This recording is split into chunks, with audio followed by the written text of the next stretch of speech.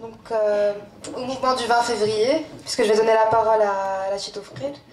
Ce que j'aimerais poser donc, comme axe de lecture pour aujourd'hui, de la question de la guerre du Rif et de toute cette création politique qui a été menée et par les Khattabi, au pluriel. Ce qui est intéressant, donc, c'est non pas de reprendre la forme ou le fond de ce qui a été fait, mais surtout l'énergie qui a été déployée à ce moment-là. Et non seulement, c'est-à-dire se réapproprier finalement cette façon de faire, cette manière de faire, c'est-à-dire s'adapter à un contexte immanent et créer quelque chose d'exceptionnel. Et c'est non pas reprendre la figure de ce que je voulais poser comme question, puisque vous faites partie du le collectif Amazir. Est-ce que ce serait pas assez biaisé de reprendre en fait la figure d'Abdelkrim comme étant un combattant de la mazirité ou un défenseur de la mazirité, alors que peut-être on est dans un contexte autre et il luttait pour d'autres buts. Donc voilà. Alors tout d'abord, en fait, je tiens à remercier l'association marocaine des droits humains pour avoir organisé cette conférence sur un tel sujet que je trouve très important, mais aussi en fait je tiens à leur rendre hommage aussi pour d'être l'initiateur de plusieurs conférences que j'apprécie beaucoup. Donc pour répondre à la question qui m'a été posée à l'instant, savoir pourquoi est-ce que c'est-à-dire ça sort du contexte que de reprendre la figure d'Abdelkrim Khattabi comme étant une figure de défense de la mazirité. Dans notre collectif, ça n'a jamais été le cas. En tous les cas, voilà, parce que la figure d'Abdelkrim Khattabi est reprise par tous les militants de défense anticoloniaux, tout simplement, par ceux qui aspirent en fait à plus de liberté, à plus de dignité, à plus de toutes les valeurs de ces valeurs-là. Donc c'est pas seulement pour les Amazirs. Voilà. Je commence mon intervention. Donc le mois de février, c'est un mois qui est chargé d'histoire et de symboles, car on a la commémoration du 20 février, donc là ça fait 2 ans, et la commémoration du cinquantenaire de Mohamed Abdelkrim Khattabi, parce que c'est son vrai nom, mais aussi en fait la semaine anticoloniale. Donc il y a cette proximité dans le temps, elle est aussi dans l'esprit, parce que les 3 événements portent en leur sein l'idée qu'il est nécessaire, plus que nécessaire, que l'émancipation, ça doit être le projet majeur qui doit mobiliser toutes les forces intellectuelles, politiques, socio-économiques pour aller de l'avant afin de jeter les bases d'une société aux règles de fonctionnement saines, assurant le bien-être à ses ressortissants. Donc le propos de mon intervention, et là je me place dans une autre perspective autre que celle qui vient de celle de M. Galisso, à savoir la perspective d'un militant, tout simplement, un modeste militant, et de montrer la nécessité de retour aux sources de la pensée émancipatrice, parce qu'il a parlé, M. Galisso, il a parlé d'émancipation, et c'est un sujet, je pense, que c'est très important, à savoir, on vit une période où il faut vraiment s'émanciper, parce qu'on n'est pas encore émancipé. Je pense que c'est le cas au Maroc, et je pense que c'est le cas aussi ailleurs. Donc le retour aux sources de la pensée émancipatrice pour donner une extension adéquate au bouleversement que connaissent les sociétés en lutte. Donc là on a d'un côté la pensée politique d'Abdelkrim Khattabi qui est un exemple de ce point de vue-là, et on a aussi en fait le cadre dans lequel cette pensée peut être investie et exploitée, à savoir le moment du 20 février qui est un cas révélateur à plus d'un titre de cette aspiration à la liberté, à la libération du carcan dominateur et du système séculaire régnant sans partage susceptible de recevoir cette pensée. Donc voilà. Donc l'année 2011 est une année marquée par le retour en force des mobilisations politiques un peu partout dans le monde, et bien évidemment en Afrique du Nord et en Moyen-Orient. Donc des révoltes en masse en Égypte, en Tunisie, en Libye et ailleurs, où les systèmes ont été incapables de contenir durablement les aspirations démocratiques et sociales de ces peuples. Donc pour moi, tout simplement, ces événements marquent une nouvelle séquence révolutionnaire. Entre parenthèses, c'est pas tout à fait la révolution au sens propre du terme, au sens, mais c'est une révolution quand même. Donc il est désormais manifeste que l'insoumission et les désirs d'émancipation sociale sont de nouveau à l'ordre du jour. Le mouvement du 20 février est un mouvement qui est né dans le sillage d'un réveil des consciences et des peuples, et pour un renouvellement politique, il est pour cela irréversible. C'est un mouvement d'émancipation qui a appelé dès le départ à de réformes profondes de tous les arcades du pouvoir, de sorte d'extirper cette maladie qui ronge la société et l'empêche d'atteindre son but de libération. Je parle bien de libération.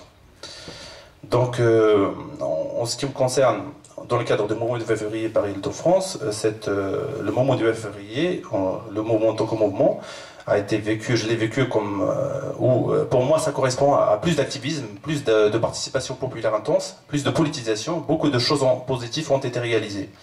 Les tables sont cassés, le charisme du Marzen n'est plus comme il était, c'est aussi le cas du chef de l'État, qui est le roi. Ce fut un coup de pied dans la fourmilière et du coup la vie politique s'est réveillée. Et même si la constitution n'est pas démocratique, force est de reconnaître que cette constitution est venue grâce à la force mobilisatrice au sein de ce mouvement. Donc on lui doit cela. En dépit de cela, il risque que tous les acquis ne répondent pas réellement aux revendications du mouvement de février. Il y a plus de corruption, il y a les prisonniers, il y a 170 prisonniers politiques dans les prisons marocaines. La liberté d'expression, vous savez ce que c'est, les libertés individuelles aussi. Et ce qui est intéressant aussi, à partir de ma petite expérience au sein de la coordination Paris-Île-de-France, c'est aussi cette architecture, qui est une architecture positive, bien sûr, à savoir horizontale, organisée, disciplinée. On travaillait dans des commissions de travail, commission de communication, d'autres commissions. Il y avait absence de bureaucratie, il y avait vraiment une démocratie réelle, au sens où les décisions sont prises avec l'accord de tous les présents à l'Assemblée générale. Et ces assemblées générales, bien sûr, qui se passent une fois par semaine, furent ouvertes à tout le monde, avec ses défauts et ses avantages, bien sûr. Il y avait aussi, en fait, il faut le signaler, c'est qu'il y avait absence d'idéologie et absence de leader, ce qui est un point fort du mouvement, et non un point faible, et non une faiblesse. Mais, ce mouvement du février, on vient de voir ses qualités, mais aussi en fait il a ses défauts. À savoir, je pense que parmi la crise que vit le mouvement du février au jour d'aujourd'hui, c'est aussi la mauvaise communication avec le peuple et l'intégration des partis politiques qui essayent par tous les moyens de récupérer le mouvement. Voilà. Donc le mouvement du 20 février s'est ingénié à mobiliser, organiser, former des citoyens dans la perspective de les émanciper, tout à la fois de la tutelle tentaculaire du Marzen et de l'État, et les préparer à la société future. Le mouvement du février n'a pas cessé d'innover en termes de formes d'action et d'action pour promouvoir ses projets, pour promouvoir ses revendications. Aujourd'hui, le mouvement du 20 février, je pense que je ne dirais pas que je ne dirais pas qu'il est essoufflé, mais connaît une crise. Il faut l'admettre. Ce n'est pas comme au départ. Au départ, on voyait des manifestations hebdomadaires qui mobilisaient des milliers de manifestants, une marée humaine de différentes générations. Ce n'est plus le cas aujourd'hui. Cela veut dire que les mobilisations et luttes se poursuivent. On voit de temps en temps des manifestations un peu partout au Maroc, où bien sûr ces militants-là sont réprimés parfois dans le sang, sont emprisonnés. Et donc la mobilisation se poursuit toujours, même dans un climat répressif. Et même après la nouvelle constitution, quand de l'avis des plus éminents experts en droit constitutionnel, c'est une constitution octroyée. C'est pas une constitution démocratique, c'est tout le monde dans la salle, je pense, on est tous d'accord. Et bien sûr, la nomination du nouveau gouvernement, qui est un gouvernement de pacotille au service de Marzen, qui n'a rien à proposer et ne change rien sur le fond, et ça tout le monde le sait pertinemment. parmi les militants, que ce soit en Europe, dans la diaspora ou à l'intérieur du pays, il y a plusieurs tentatives de recréer le noyau dur du mouvement et de remettre le mouvement sur les rails.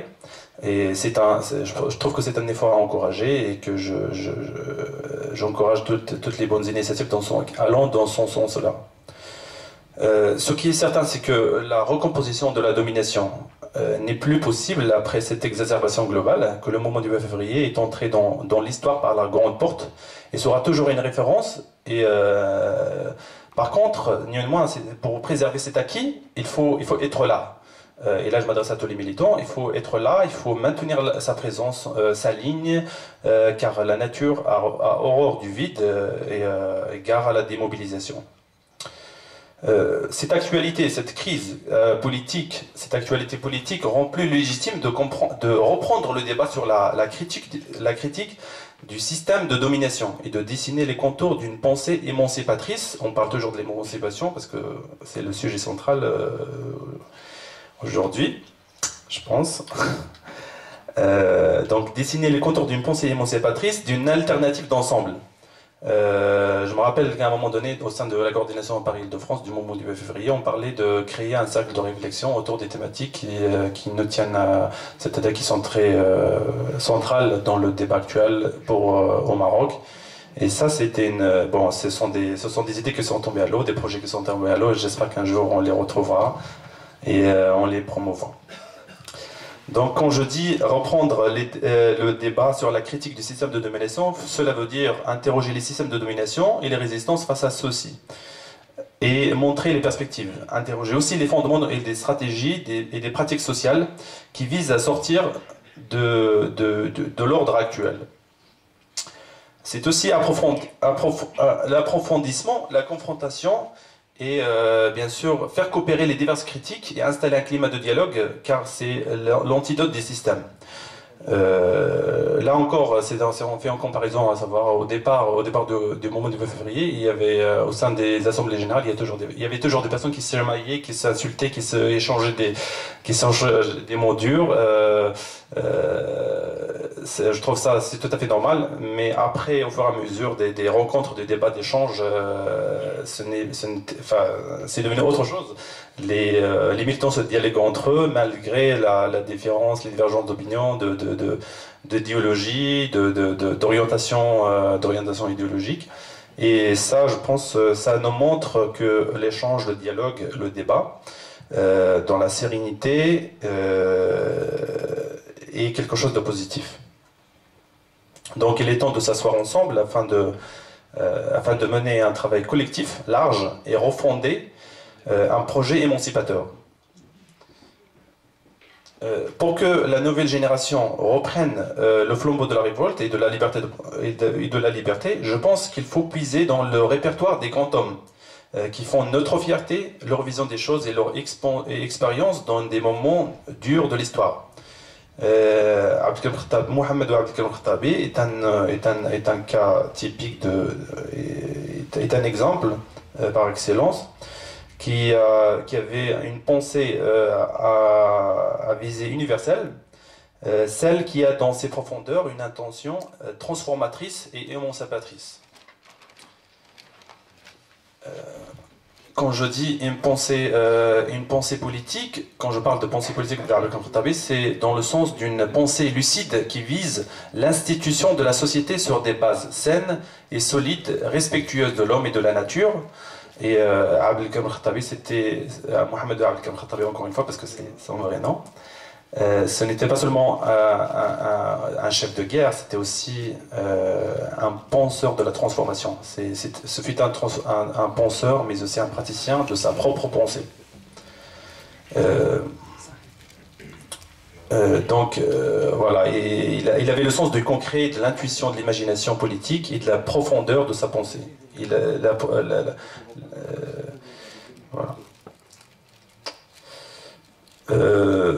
Ce fut un fédérateur à trois échelles, à savoir au niveau des tribus, parce qu'à l'époque, comme il a rappelé M. Galisso, il y avait des guerres, je parle bien des guerres intertribales, de la vendetta, comme on dit, l'honneur. Et donc lui, en fait, le grand défi,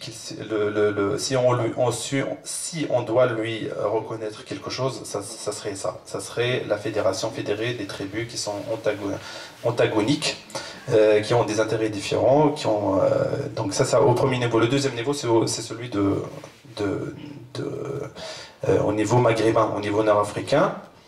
Mais aussi l'écho à l'international, donc en termes de guerre anticoloniale.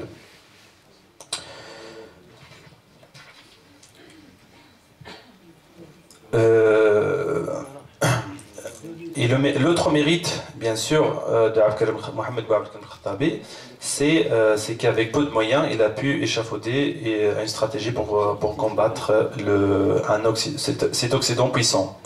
C'est un homme de l'engagement politique sincère, et le consensus, le partenariat, la coalition faisaient partie de ces stratégies de rassembler autour de lui, de rassembler autour de lui des gens, des hommes et des femmes.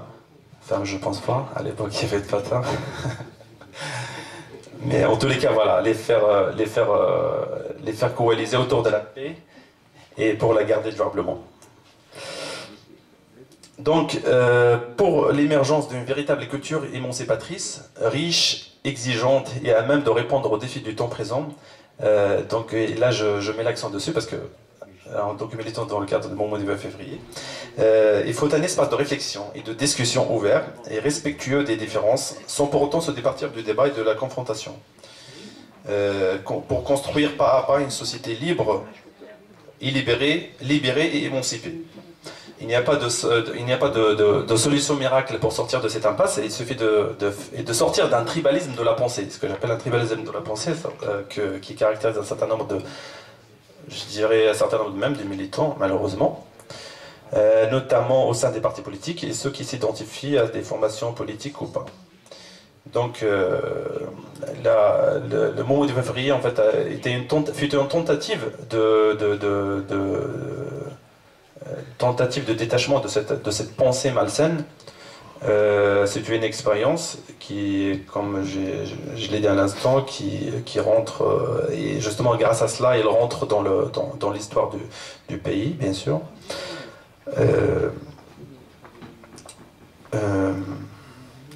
Donc voilà, la solution, c'est donc il faut sortir de ce tribalisme de la pensée, il faut de sectarisme, de l'amateurisme, et s'éloigner de l'archaïsme qui prévaut encore chez les partis politiques marocains, car ils constituent un frein, et tout simplement ils ont échoué, ils sont en décalage avec le Maroc du 21e siècle. Voilà, donc ça c'était voilà ce que je voulais dire. Merci.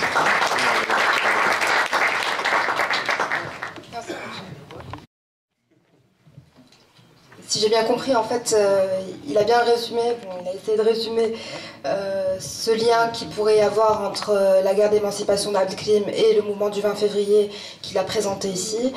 J'aimerais aussi avoir l'avis de Abdelhamid Amin sur ce rapport-là entre toutes les luttes qu'il y a eu au Maroc depuis la guerre du Rif, et comme étant un militant depuis un bon moment, son avis compte énormément, puisque voilà, je vous donne la parole.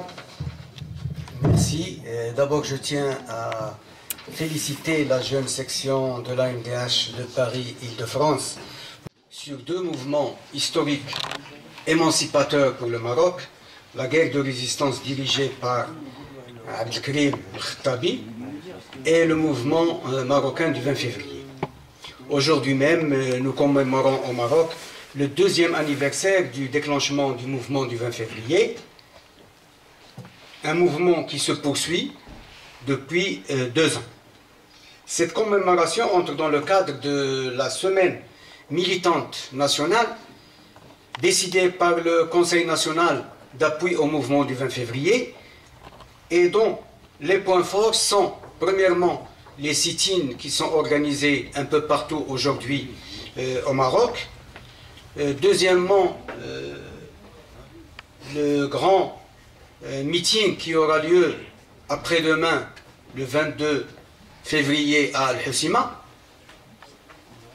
et qui est organisé à la fois par un collectif des organisations progressistes appuyant le mouvement du 20 février dans la province d'Al-Husima, et par le Conseil national d'appui au mouvement du 20 février, et également par le collectif marocain des instances des droits humains, un collectif regroupant 18 associations de défense des droits humains au Maroc.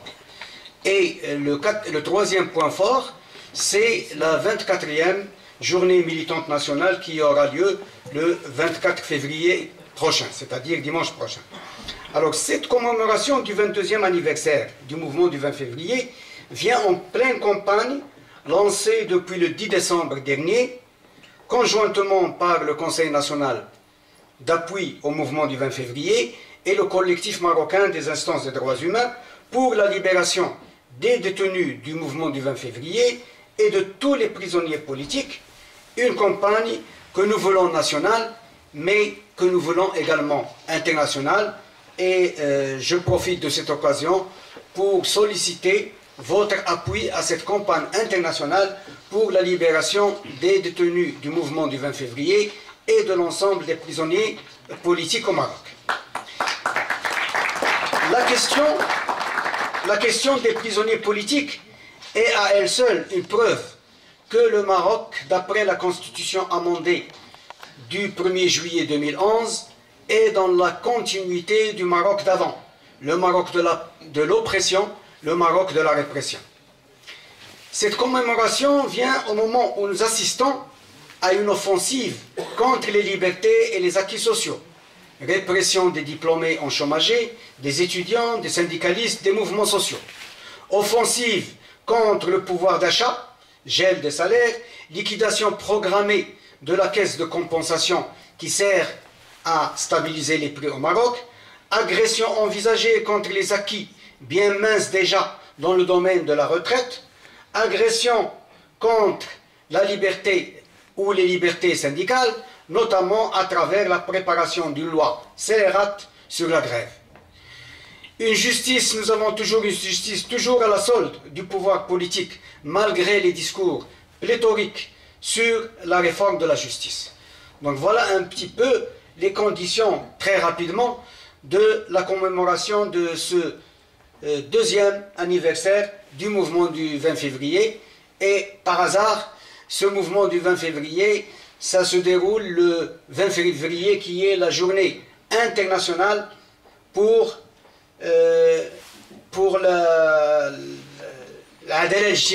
la justice sociale. Donc c'est une journée qui est organisée par les Nations Unies, et ça tombe bien que le mouvement du 20 février soit également un mouvement pour la défense de la justice sociale.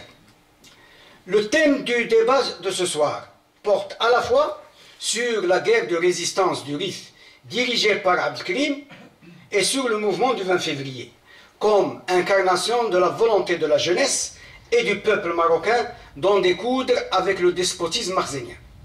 Je ne m'étalerai pas sur la guerre de résistance du RIF des années 20 dirigée par Abdelkrim. Nous avons eu un film qui a pu vraiment de manière brillante nous exposer ce qui s'est passé lors de cette guerre de résistance, et nous avons eu également l'exposé et le débat avec M. René Galisson. Donc je dirais tout simplement sur cette guerre qu'elle a montré qu'un peuple uni, organisé, ayant une direction politique perspicace, peut faire des merveilles. Et c'était justement le cas du peuple marocain dans le RIF des années 1920 à 1926. Nous avons besoin aujourd'hui de nous baser sur les enseignements de cette guerre de libération pour faire avancer la cause émancipatrice de notre peuple dans son combat d'aujourd'hui, celui du peuple contre le despotisme et la prévarication. Venons-en maintenant au mouvement du 20 février. Ce mouvement a commencé il y a 2 ans et il continue aujourd'hui. Nous discutons d'un mouvement qui existe toujours et qui reste vivant, même s'il a connu un grand reflux par rapport à son élan des premiers mois. Le mouvement du 20 février, c'est l'espoir démocratique du peuple marocain. Comment expliquer l'émergence du mouvement du 20 février? Eh bien, c'est tout d'abord par les contradictions internes de la société marocaine. Le mouvement du 20 février, c'est la dernière manifestation en date du combat séculaire du peuple marocain contre le système politico-social appelé Makhzen, véritable obstacle à tout progrès politique, économique, social et culturel. Cette lutte s'est aiguisée depuis la fin du protectorat en 1956. On se rappellera ici les souvenirs des années de plomb et des violations graves qui les ont caractérisées et qui restent gravées à jamais dans la mémoire populaire. On sait que le Makhzen est sorti, hélas, vainqueur de cette lutte, momentanément bien sûr. La deuxième explication au mouvement du 20 février, c'est l'impact sur notre pays et sur nos jeunes en particulier du printemps arabe, entre guillemets, et surtout des deux révolutions tunisiennes et égyptiennes qui ont été suivies de très près par notre peuple et surtout par les démocrates marocains, puisque pour la Tunisie, on avait déjà organisé le réseau marocain de soutien aux démocrates tunisiens, on l'avait organisé en octobre 2005, et ce réseau, on l'a réactivé en décembre 2010, suite à l'insurrection provoquée par l'immolation de Bouazizi. Ensuite, ce réseau de soutien aux démocrates tunisiens, on l'a transformé en réseau démocratique marocain de solidarité avec les peuples. Parce que les révolutions et les mouvements insurrectionnaires des peuples se sont suivis et poursuivis avec une vitesse et une grande accélération. On devait absolument suivre ces mouvements et on a constitué le réseau démocratique marocain de solidarité avec les peuples. Ça a commencé avec le peuple tunisien, ça s'est poursuivi avec le peuple égyptien. Et c'est justement ce réseau démocratique marocain de solidarité avec les peuples qui a été réuni dans la soirée ou bien dans la nuit du 20 février au Maroc pour constituer le Conseil national d'appui au mouvement du 20 février. Un mot sur les objectifs du mouvement du 20 février, et qui s'est proclamé comme mouvement contre le despotisme et la prévarication. On a enrichi nos objectifs dans ce domaine, dans ce qu'on voulait en finir avec, en parlant également d'en finir avec l'oppression et l'injustice. Donc c'était un mouvement contre le despotisme, l'oppression, l'injustice et la prévarication, et également un mouvement pour un Maroc de dignité, de liberté et de justice sociale, ce qui a été enrichi en ajoutant l'égalité, la démocratie et les droits humains. Ça a été ajouté par le Conseil national d'appui au mouvement du 20 février. Alors, pour cela, les jeunes du mouvement du 20 février ont exigé dès le départ la dissolution du gouvernement, la dissolution du Parlement, une constitution démocratique, tant par son élaboration que par son contenu, que par la manière démocratique d'adopter cette constitution. Ils exigeaient également, ces jeunes, la justice, une justice indépendante et intègre, et l'emploi également des diplômés en chômage, plus beaucoup d'autres revendications à caractère démocratique. Certains objectifs ont été ajoutés par la suite par le Conseil national d'appui au mouvement du 20 février, en constatant qu'il y avait des faiblesses dans les objectifs initiaux. On a notamment ajouté 3 objectifs importants. Le premier, c'est l'égalité totale entre l'homme et la femme dans tous les domaines, y compris pour ce qui concerne les droits civils. Le deuxième, c'est la liberté de croyance et de conscience. Et le troisième, c'est le combat anti-impérialiste qui devait impérativement être conjugué avec le combat démocratique, vu le rôle justement de l'impérialisme qui consistait à contrer les révolutions démocratiques et à les contourner, sinon à les biaiser et à les déformer, comme on constatera par la suite pour ce qui concerne la révolution en Libye, la révolution en Syrie et même pour les révolutions égyptiennes et tunisiennes. Alors, voilà donc un peu pour ces objectifs. Un débat important s'est déroulé au Maroc sur le plafonnement des revendications du mouvement du 20 février.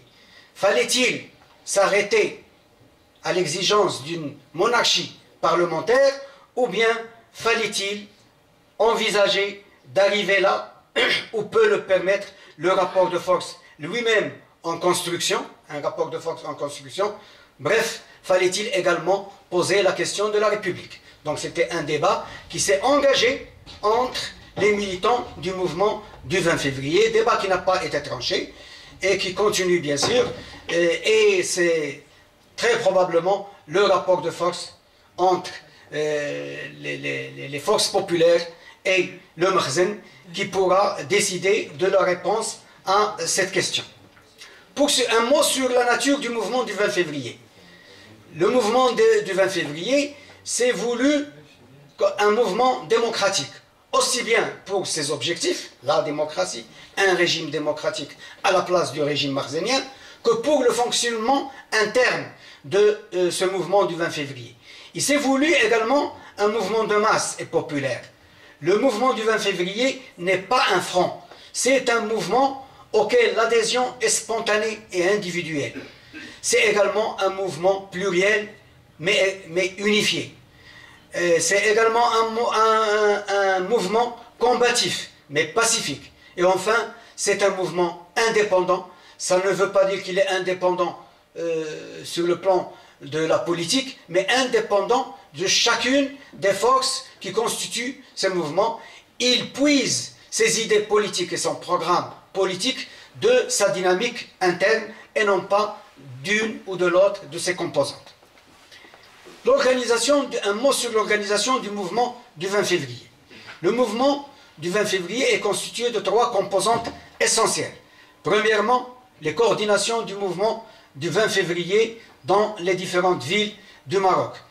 L'ossature, ce sont les jeunes, mais par la suite, il y a eu des moins jeunes à l'intérieur de ces coordinations du mouvement du 20 février qui, au départ, était la véritable émanation du mouvement du 20 février, avant même le déclenchement du mouvement du 20 février. Deuxièmement, les organisations d'appui au mouvement du 20 février. Parmi ces organisations d'appui, il y a tout d'abord le Conseil national d'appui au mouvement du 20 février. C'est un conseil qui a tenu un certain nombre d'assemblées générales. Jusqu'à présent, il en a tenu 5. La première, c'était le 23 février, c'est-à-dire 3 jours après le déclenchement du mouvement. Et c'est cette assemblée générale qui a mis les bases du Conseil national d'appui au mouvement du 20 février. Ensuite, il y en a eu 4 assemblées générales. Le 5 mars, c'était vraiment la plus grande et la plus importante, puisque à cette assemblée générale ont participé presque une centaine d'organisations nationales, politiques, syndicales, des droits humains, de femmes, de jeunes, culturelles et d'autres organisations associatives. Et puis il y a eu l'Assemblée générale du mois de juin, l'Assemblée générale de janvier 2012 et la dernière en date, c'était l'Assemblée générale de novembre 2012. À côté du Conseil national d'appui au mouvement du 20 février, il y avait les conseils locaux d'appui ou parfois appelés comités locaux d'appui au mouvement du 20 février. Généralement, ces conseils locaux d'appui au mouvement du 20 février ont reculé, plusieurs d'entre eux ont disparu et ils ont fusionné avec les coordinations du mouvement du 20 février. La troisième composante la plus importante, ce sont justement les citoyens et les citoyennes qui ont participé aux manifestations du mouvement du 20 février. Les principales actions du mouvement du 20 février, bien sûr, ont connu un moment de flux et un moment de reflux. Le mouvement du 20 février, dans sa première sortie, le 20 février, est sorti dans 60 villes, avec 300 000 participants environ. Le 20 mars et le 24 avril, les deuxième et troisième journées militantes nationales, nous avons estimé à 1,5 million chaque fois les participants au mouvement, aux manifestations du mouvement, avec 100 points de manifestation le 20 mars et 109 points de manifestation, y compris 5 ou 6 ici en Europe qui ont participé à ce mouvement. Donc c'était vraiment un raz-de-marée au départ. Le mouvement a connu une phase ascendante jusqu'en mai 2011. Mais il a connu ensuite un léger reflux tout en restant puissant après mai 2011. Même après le référendum constitutionnel. Même après le référendum constitutionnel, eh bien, le mouvement est resté suffisamment puissant. Il y a eu des manifestations très importantes en été 2011, malgré les vacances, malgré le ramadan, il y a eu des manifestations très importantes durant l'été 2011. Donc, même si c'était un reflux, un léger reflux par rapport au départ, mais le mouvement est resté puissant. Avec les élections, le véritable reflux, on va le connaître avec les élections de novembre 2011, avec la victoire électorale du PJD, avec un gouvernement à direction PJD et avec le retrait de l'Adl wa Ihsan du mouvement du 20 février. Le mouvement il allait donc connaître un reflux important durant l'année 2012. Mais malgré ça, cette année 2012 a connu 12 journées militantes nationales, c'est-à-dire au rythme d'une journée militante nationale par mois. Et c'était régulier. En général, c'est le 20 ou les 3 ou 4 jours après le 20 de chaque mois qu'on organisait des journées militantes nationales. Les 2 dernières en date, c'était celle de janvier dernier, la 23e journée militante nationale, et la prochaine journée militante nationale, ça va être la 24e, et ça va se passer dimanche prochain, le 24 février. Quant aux causes du reflux, ce sont pour l'essentiel d'abord la répression, une dizaine de martyrs, dont 6 dans la seule province d'Al-Hoceima, et c'est ce qui explique notre grand meeting qui aura lieu après-demain à Al-Hoceima, des centaines de blessés, des centaines d'arrestations, avec des dizaines de condamnés par les tribunaux à des peines de prison. Le cas le plus connu est celui du jeune rappeur de Casablanca, Mouad El-Haqed, qui continue à écoper d'une peine de 2 années de prison. La deuxième explication à ce reflux, ce sont les manœuvres politiques, et parfois des concessions politiques mineures, ainsi que des concessions sociales. Le discours du 9 mars 2011 sur la Constitution et la mise en place de la commission Menouni et du comité de suivi de cette commission ont pu démobiliser un certain nombre de partis politiques et également de syndicats, puisque pour la première fois, les syndicats ont fait partie de la commission de suivi du comité de la commission Menouni et de la rédaction des amendements à la Constitution. Il y a eu également la libération d'une partie des prisonniers politiques, la mise en place du Conseil national des droits de l'homme à la place du Conseil consultatif des droits de l'homme avec quelques prérogatives supplémentaires, la mise en place du Conseil économique et social, l'accord du 26 avril 2011 entre gouvernement, patronat et syndicats, et qui a eu un rôle important sur la neutralisation des syndicats, surtout avec leur participation complémentaire à la rédaction de la Constitution. Il y a eu également l'emploi de quelques milliers de diplômés en chômage, le renflouement de la caisse de compensation pour préserver, pour freiner, disons, l'augmentation des prix. Il y a également comme explication la division des forces politiques qui ont participé au mouvement du 20 février. Division d'abord entre ceux qui ont rejoint le mouvement du 20 février à la dernière minute, en dépit de leur position bien connue contre la démocratie. Donc un certain nombre de forces ont participé, mais ceux-là, ils ont vite quitté le bateau après le discours du 9 mars et après les débats sur la Constitution et la rédaction de la Constitution. Il y a eu également les contradictions entre les islamistes de Al-Adl al-Ihsan et les démocrates laïcisants. Il y a eu également les contradictions à l'intérieur des démocrates laïcisants eux-mêmes, entre pro-monarchie parlementaire et les anti-Makhzen refusant le plafonnement des revendications politiques. Il y a également la faiblesse organisationnelle et dans le domaine de la communication. Au niveau organisationnel, le mouvement du 20 février n'est pas parvenu jusqu'ici à constituer une coordination entre les coordinations du mouvement du 20 février. Toutes les coordinations qui existent dans chacune des villes, ce sont des coordinations autonomes et n'ont pas de rapport avec les autres coordinations. Le seul lien qui est resté unitaire pour le mouvement du 20 février, c'est justement le Conseil national d'appui au mouvement du 20 février. Et je pense personnellement que si ce Conseil national d'appui au mouvement du 20 février n'existait pas, eh bien ça aurait accéléré la disparition du mouvement du 20 février lui-même.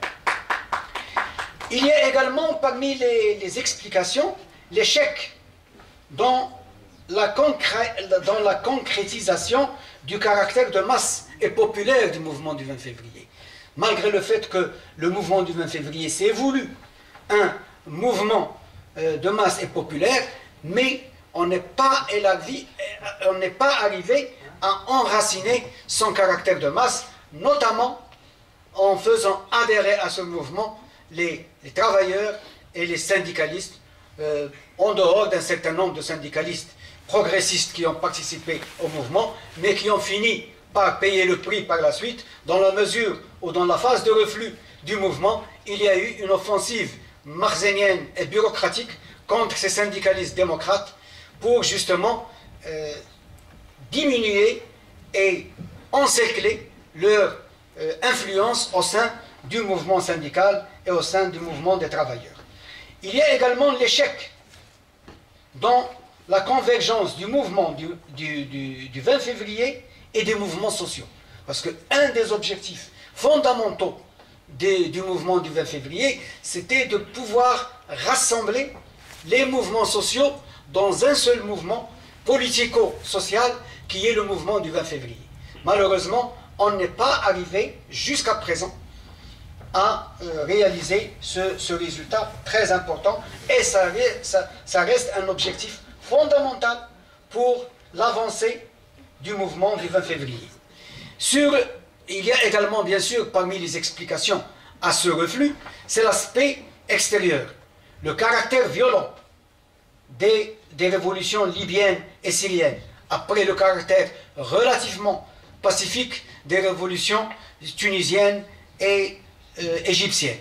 Et surtout, le rôle de l'impérialisme et de la réaction arabe pour dévoyer les révolutions au profit de leurs intérêts, notamment en Libye et en Syrie, mais également en Tunisie et en Égypte. Pour ce qui est des perspectives du mouvement du 20 février, je finirai par là, malgré le reflux de ce mouvement du 20 février, il existe toujours. Et ça, c'est très important à consigner. On parle de ce mouvement au passé, on parle de ce mouvement au présent, mais on parle également de ce mouvement pour l'avenir. Et ça, c'est très important. Le mouvement du 20 février reste l'espoir démocratique du peuple marocain. La guerre de résistance de Abdelkrim était l'espoir d'émancipation du Maroc et du Maghreb sous domination coloniale. Cet espoir s'est concrétisé au Maroc de nouveau par la montée en puissance du mouvement national depuis 1952 jusqu'à la fin du régime du protectorat en 1956, en passant par la résistance armée dans les villes et dans les campagnes, et principalement le RIF. Le mouvement du 20 février, c'est la continuation de ce mouvement d'émancipation.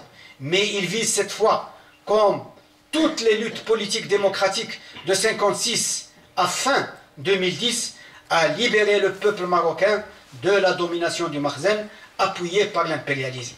C'est aux forces démocratiques de concrétiser cet espoir démocratique, représenté par le mouvement du 20 février, en tirant les enseignements du passé et en faisant du mouvement du 20 février un mouvement démocratique de masse, populaire, pluriel et unitaire, indépendant, combatif et pacifique, pour un Maroc de dignité, de liberté, d'égalité, de justice sociale, de démocratie et des droits humains.